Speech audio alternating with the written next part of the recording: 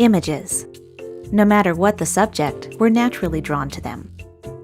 From beautiful high-definition photos to carefully crafted illustrations. Even simple examples like logos and icons. Images are more than just decoration. In design, they're the hook that draws the viewer in. Compelling visuals can help you connect with the audience and make a strong impression before they've even read a single word. You don't have to be an artist to use images in your work. All it takes is a little creativity and a willingness to think outside the box. With the right resources, you can learn to set your designs apart. First, finding high-quality images for any type of project. Maybe you're handy with a camera or have some graphic design experience. That's great. If not, don't panic. There are countless sources online that offer images for exactly this purpose. The truth is, most people, including professionals, rely on free or low-cost images called stock. Stock is perfect when you need something specific, for example, a photo of a tiny dog in a teacup, and you don't have the time or resources to make it yourself. Most stock image sites let you browse or search their offerings. Look for results that are relevant to your project, but also unique in some way. As viewers, people are naturally drawn to images that feel authentic. For example, distinct but believable photos, and graphics that tell a story. The best images are somewhat open-ended. They set the tone for your project, but leave room for interpretation.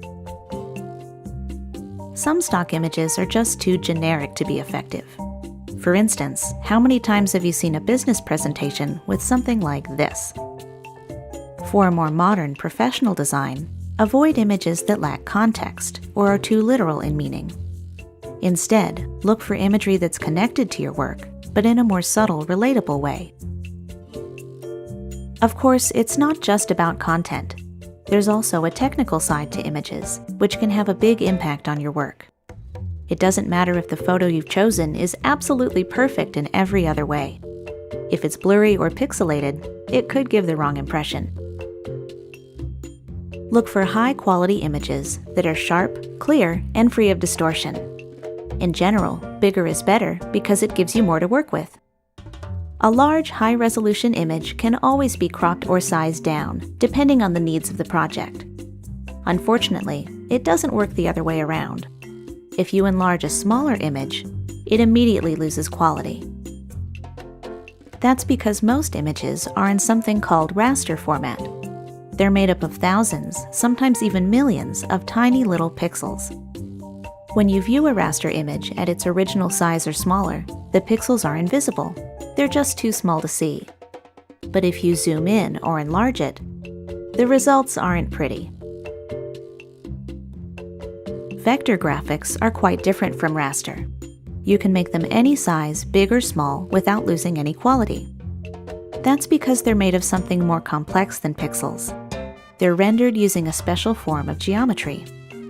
You're not likely to find vector graphics outside of professional design settings, but it's good to know what they are. Few stock images are perfect as is, even if they're technically high quality. Maybe the image is the wrong size, or the colors could use some work. Fortunately, even basic programs let you make simple adjustments nowadays. Look for these options the next time you need to fix or enhance an image. Cropping can be used to change the size, shape, or focus of an image, making it useful in many different situations. Try this feature if your graphic is the wrong dimensions, or if it includes something you'd rather cut out. Cosmetic adjustments let you enhance certain image qualities, like brightness, contrast, saturation, and color. If your favorite program offers filters or presets, you can change your image dramatically with very little time and effort. Resizing an image will ensure it's the perfect fit for your project. Just remember, you can't make images bigger than their original size without affecting their quality.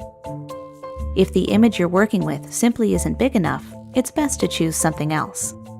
Alternatively, find a creative way to work with the image you have. Adding photos, graphics, and other visuals to your work is a great way to make it more engaging. Even a simple background image can transform your design into something special. Just remember what you've learned about image quality, both technical and conceptual, and your work is sure to stand out for the right reasons. We hope you enjoyed learning the basics of images. Check out the rest of our design topics, including typography, color, and composition.